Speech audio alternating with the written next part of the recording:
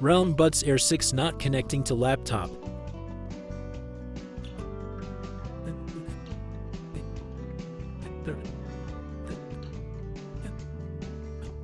If the Bluetooth earbuds device is not showing up,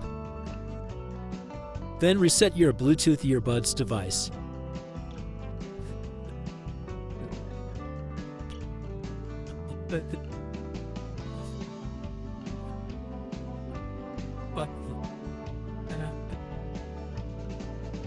This is the reset button. Press and hold the reset button on the earbuds for 10 seconds. Then your Bluetooth earbuds will be reset.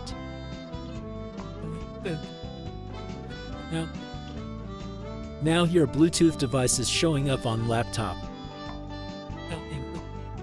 Now connect to your Bluetooth device and enjoy the music. They